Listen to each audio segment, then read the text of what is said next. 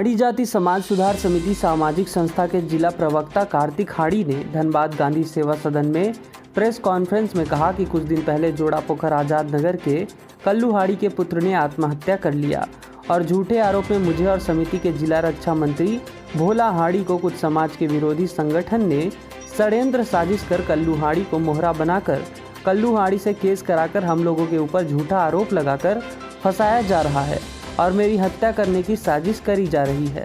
हाड़ी जाति समाज सुधार समिति सन 1956 की बनी है जो टूटकर बिखर जाए और यह समिति खत्म हो जाए ताकि समिति के पदाधिकारियों को बदनाम कर समिति को तोड़ने के साथ साथ समाज को भी तोड़ने का काम कर रही है।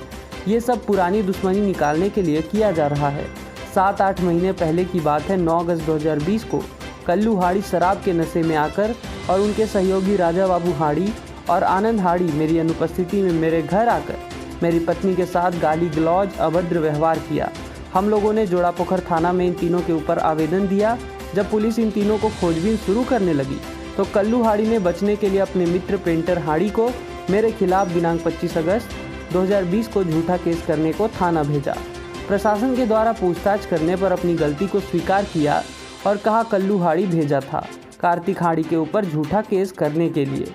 पेंटर हाड़ी ने थाना में लिखित आवेदन कर कहा ऐसी गलती दोबारा नहीं करेंगे। आरोपियों का मनोबल बढ़ता गया। फिर दिनांक 29 अगस्त 2020 रात 9:30 बजे जब मैं घर आ रहा था पहले से घात लगाए कल्लू हाड़ी और उनके सहयोगियों ने जान मारने की नीयत से मुझ पर हमला बोल दिया और गोली चलाया। मैं बाल बचा स्थानीय लोगों की मदद से। फिर पकड़कर पुलिस के हवाले कर दिया। उसके पास पिस्तौल और गोली बरामद किया गया और कल्लू हाड़ी को जेल भेज दिया गया। जेल से छूटने के बाद कल्लू हाड़ी शराब पीकर अपने परिवार और बेटे के साथ मारपीट करता था, जिससे तंग आकर कल्लू हाड़ी के बेटे ने आत्महत्या किया, जिसका फायदा कुछ समाज के विरोधी संगठन कल्लू हाड़ी को मोहरा बनाकर कल्लू हाड़ी से केस कराकर हम लोगों को झूठा आरोप में फंसाया जा रहा है। कुछ समाज के विरोधी संगठन मिलकर कल्लू हाड़ी जैसे लोगों को मोहरा बनाकर मेरी हत्या करने की साजिश कर रही है। अगर मेरी हत्या होती है तो इसका जिम्मेदार समाज के विरोधी संगठन के लोग और कल्लू हाड़ी होगा।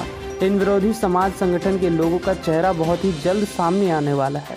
इसकी सूचना वरीय आरक्षी अधीक्षक महोदय एवं उपायुक्त महोदय को दिया गया है।